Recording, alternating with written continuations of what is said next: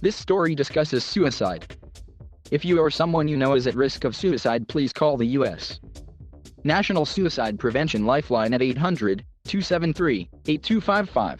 Text TALK to 741,741 or go to speakingofsuicide.com/resources for additional resources. The rapid disintegration of the 20-year military mission in Afghanistan and the government takeover by the Taliban has reopened emotional wounds for many U.S. military veterans and left them wondering if their time serving there was worth it. It also has been a trying period for the spouses and caregivers of military veterans who served in Afghanistan, leaving them on high alert as their spouses grapple with invisible wounds such as post-traumatic stress disorder. The immediate question they and their husbands have faced is a heart-wrenching one. Was it all worth it? Corin Hinton's husband, retired Marine Tyron Hinton, suffered a traumatic brain injury from a grenade blast while serving in Afghanistan. Did I matter? Did what we did matter? And that has been the conversation that we've been trying to have, that even if he doesn't feel like it mattered, at this sort of larger scale, that to his family, to his friends, to the Marines that he brought home to their families, it certainly mattered, Corin Hinton said. And for him, there's also the Marine Association with courage. It feels like we're running away. Betsy Eves' husband, David Eves, medically retired from the Army in 2016 due to combat-related PTSD. It doesn't necessarily matter that we won or lost the war in Afghanistan. What mattered to my husband was the value that he gave to the fight, Eves said. And that has seemed to help reframe it from being so overwhelming, and refocusing his efforts on the goodness and the courage and the sacrifice that him and his fellow service members made while he was actually in Afghanistan. There also have been the raw emotions of watching a 20-year mission rapidly crumble in a matter of days, coming only weeks before the 20th anniversary of the 9/11 terrorist attacks that prompted the invasion of Afghanistan. Sean Moore shared the reaction of her husband, Brian, who served in the Army for 23 years and completed 7 tours in Afghanistan. He has been absolutely angry, she said. That's hardest to deal with.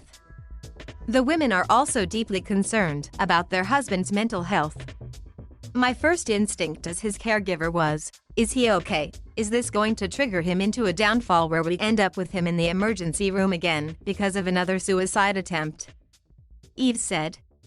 I was on high alert, making sure that he is okay.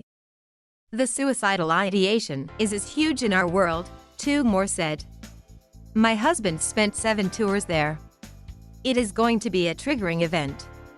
And I'm just kind of waiting for that. Their husbands have been glued to the media coverage of the situation in Afghanistan. He is watching the news all day long, and I think that's because he was so invested for so long in his life in this war, that is the only way he can still feel invested, Eve said. I think that's what's tough, Moore said. I think we walk on pins and needles, wondering if, okay, when is it too much? Watching the situation unfold in Afghanistan has not only been emotional for military veterans, but also their spouses and caregivers. It's hard, Eve said. But we don't know any other way to support our husbands and our service members, except for being the rock that they need us to be.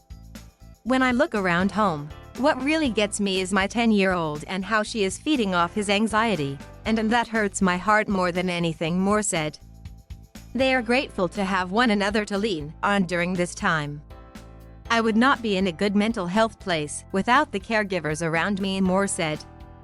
It just immediately brings my mood to a place where, like, all right, I got this, we're in this together, we're experiencing this together, and we're going to get through it supporting one another, Eve said.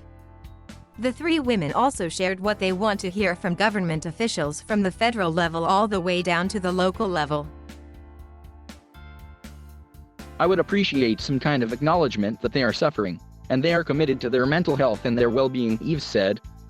It's important to reaffirm with a genuine sense of compassion and understanding that our veterans matter, their experiences matter, that their service matters, Hinton said.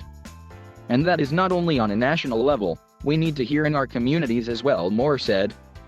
They've got to make a point to say your time in service in Afghanistan mattered, not only to the veteran, but to the family members and the caregivers. We see you, too.